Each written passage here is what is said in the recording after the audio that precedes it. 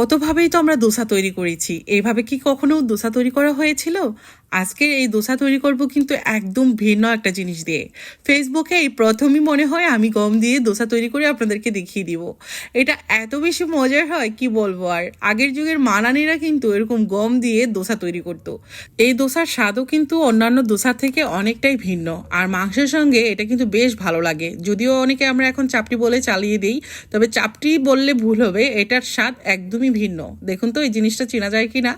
অনেকে হয়তো অনেক নামে বলে থাকে। এটা হলো গম। আজকে এই বেকওয়িট দিয়েই কিন্তু আমি দোসা তৈরি করব। আর এই দোসাটা খেতেও কিন্তু অনেক বেশি মজার। তবে এই জিনিসটা অনেকেই চিনবেন, আবার অনেকেই চিনবেন না। আমরা অনেকেই আছি ডক্টর জাহাঙ্গীর কবির স্যারকে ফলো করে থাকি, তাই না? উনি কিন্তু আমাদের ডায়েটের জন্য এরকম একটা উপাদান দিয়ে থাকে খাওয়ার জন্য। এটা অর্গানিক বেকওয়িট। আর এই বেকওয়িট দিয়েই কিন্তু দোসা তৈরি করব। যারা জাহাঙ্গীর কবির স্যারের ডায়েট ফলো করেন তারা দেখে নেবেন। এই রেসিপিটা কিন্তু একদমই সহজ করে আপনাদেরকে দেখিয়ে দেব। এটা দিয়ে যখন রুটি বানাতে যাবেন তখন কিন্তু রুটিটা ঠিকঠাক হবে না। যখন দোসা বানাবেন তখন দেখবেন একদম পারফেক্ট হবে। এই তো আমি এখন একটা ব্লেন্ডারের জারে নিয়ে এভাবে করে এগুলোকে গুঁড়া করে নিলাম। এটা পুরোপুরি গুঁড়া করিনি, কিছুটা মানে দানা দানা থাকবে।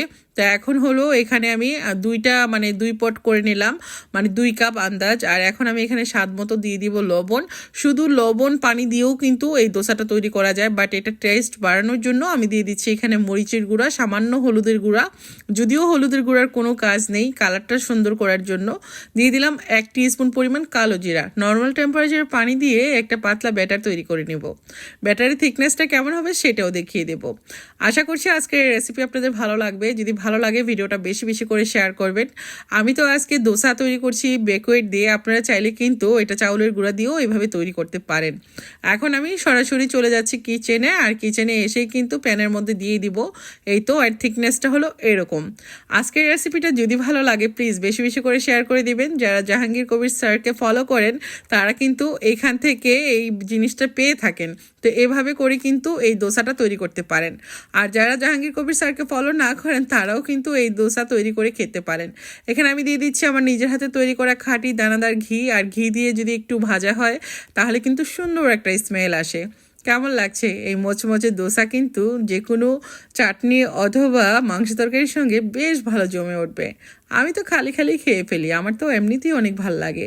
কারণ ঘি দিয়ে ভাজার কারণে ঘিয়ের সুন্দর একটা স্মেল থাকে। আর খালি খালি মুচমুচে জিনিস খেতে আমার বেশ ভালোই লাগে।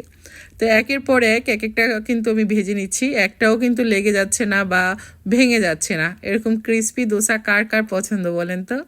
আশা করছি আজকের রেসিপি ভালো লাগলে বাসায় তৈরি করবেন। আর ভালো লাগলে বেশি বেশি করে ভিডিওটা শেয়ার করবেন। অনেকেই আছেন এখানে হয়তো বা ডক্টর জাহাঙ্গীর কবির স্যারকে দেখেন, ওনার ডায়েট ফলো করেন, তারা কিন্তু বেকওয়িট দিয়ে এভাবে দোসা তৈরি করে খেতে পারেন। খুবই স্বাস্থ্যকর একটা দোসা তৈরি করে রেসিপিটা দেখিয়ে দিলাম। কেমন লেগেছে কমেন্টের মাধ্যমে জানাবেন। আজকে আমি মাংস তরকারির সঙ্গে সার্ভ করলাম। খেতে যে কত মজা হয়েছে আসলে বলে বোঝাতে পারবো না। এরকম শীতের সকালে বেশ ভালো লাগে।